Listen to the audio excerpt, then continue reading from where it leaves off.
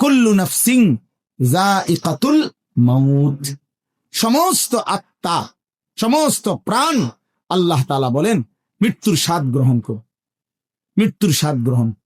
কুল ইন্নাল মাউতাল্লাযী তাফিরুনা মিনহু ফাইন্নাহু মুলাকীকুম, আল্লাহ তাআলা বলেন হে নবী আপনি বলে দেন, ও দুনিয়াবাসী, মৃত্যু থেকে তোমরা যেখানেই পলায়ন করো না কেন, মৃত্যু তোমাদের সাথে সেখানে গিয়েই নিজেই মোলাকাত করুন, সাক্ষাৎ করুন। তুমি ডাকতে হবে না, মৃত্যু নিজেই আসে, মৃত্যু নিজেই আসে।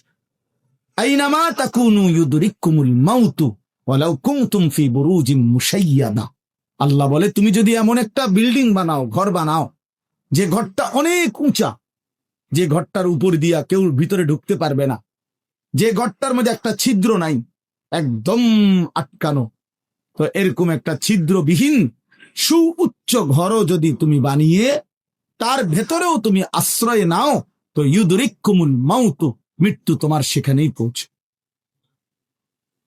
তোমার সেখানেই পৌঁছবে।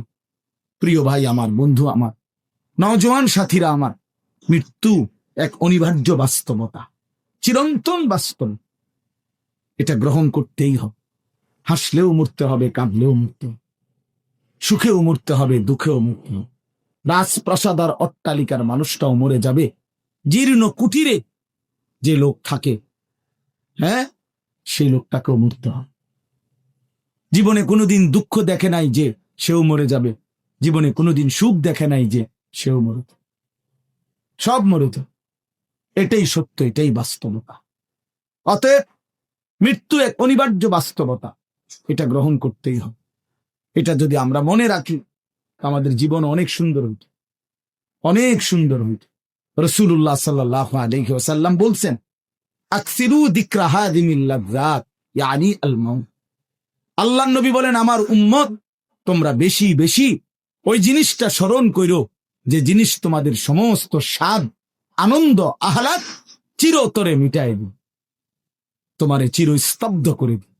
জলজ্জান্ত মানুষটা আমাদের সামনে হাঁটতো, চলতো, উঠতো, বসতো, ঘুরতো, ফিরতো, হ্যাঁ, সেই মানুষটা মনে করেন আমার চোখের সামনে নাই, তার লাশ আমার সামনে, আহা সেই লোকটা স্তব্ধ। পৃথিবীর কত মানুষ কত আওয়াজ করতেছে, কত শোরগোল করতেছে, কিন্তু এই লোকটা হাতও নাড়ে না, পাও নাড়ে না, চোখও মেলে না, আর কিছুই করে। এ কি আশ্চর্য বিষয়, চোখের সামনের এই মানুষটা নাই, কি হলো তার? কে তারে থামাই দিল? কে তারে স্তব্ধ করল? এ তো আমার মতো ঘুরতো, ফিরতো, হাঁটতো। আমার আব্বারে আমি কত দেখছি, একদিন আমার আব্বা চলে গেল। আমার দাদারে আমি কত দেখছি, আমার দাদা একদিন চলে গেল। আমার জ্যাঠারে আমি দেখে আসছি, দোয়া করে আসছি, ফু দিয়ে আসছি। এক সপ্তাহ পরে জ্যাঠা ইন্তেকাল করলে, আবার এক সপ্তাহ পরে আমি গিয়া জ্যাঠার জানাজা পড়াইছি। এই তো বাস্তবতা। যুবক ভাই, তুমিও মনে রাখো, বয়স্ক বাবা আপনিও মনে রাখেন।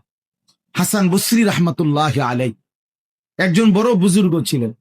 উনি বলতেন, তিনি যখন কোনো যুবককে দেখতেন আর বয়স্ক দেখতেন, তো তিনি যুবকদেরকে বলতেন, ইয়া মা'শারাশ শাবাব, ইন্নাজ যারআ কাদ তুদরিকুহুল আহাতু ক্বাবলা